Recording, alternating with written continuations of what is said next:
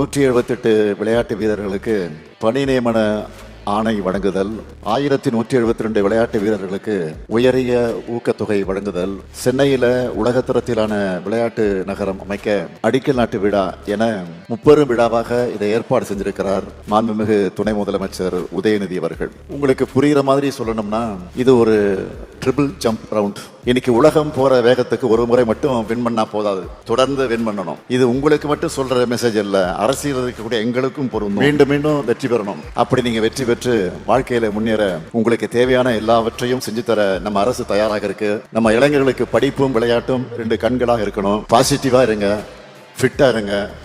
நீங்க ஹெல்த்தியா இருந்தா நம்ம ஸ்டேட்டும் ஹெல்த்தியா இருக்கும். அடுத்து அமைய இருக்கக்கூடிய திராவிட மாடல் 2.0ல இன்னும் திட்டங்கள் லைன் கட்டி வர இருக்கு. நாங்களும் வென்று வருவோம், நீங்களும் தொடர்ந்து வென்று வாங்க.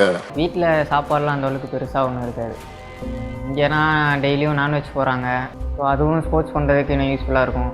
ஃபஸ்ட்டெல்லாம் மேட்ச்சுக்கு போகும்போது அங்கே போகும்போது ரூமுக்கு நம்ம பே பண்ணுற மாதிரி இருக்கும், ஃபுட்டுக்கு நம்ம பே பண்ணுற மாதிரி இருக்கும். அவ்வளோ செலவு இருக்கே, எப்படி வீட்டில் கேட்கவே ஒரு மாதிரி கூச்சமாக இருக்கும்.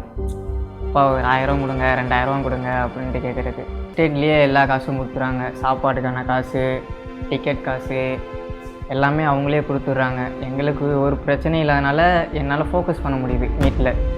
ஜெர்மனிக்கு செலக்ட் ஆகிருக்கேன் சார். நான் எனக்கு ஸ்போர்ட்ஸ் டிபார்ட்மெண்ட்லேருந்து எனக்கு ஏதாச்சும் அமௌண்ட் சேங்ஷன் பண்ணி கொடுத்தீங்கன்னா யூஸ்ஃபுல்லாக இருக்கும் சார். பட் என்னைய மாதிரி இன்னும் 8 பேர் நம்ம தமிழ்நாடு பிளேயர் இருக்காங்க. ஸோ அவங்களும் கஷ்டப்பட்டு தான் இருக்காங்க. அவர் உடனே திருப்பி நம்ம டெப்டி சிஎம் சாருக்கு ஃபோன் பண்ணி இப்படி இந்த ரெக்வஸ்ட் பண்ணி அவர் உடனே போன எல்லாருமே மெடல், 8 பேருமே மெடல் அடிச்சிட்டோம்.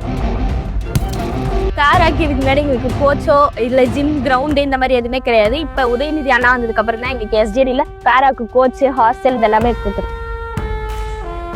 ஸ்போர்ட்ஸுக்கு வந்துட்டாங்கன்னா படிக்க முடியாது அப்படின்னு சொல்கிறாங்க. ஆனால் அப்படிலாம் இல்லை.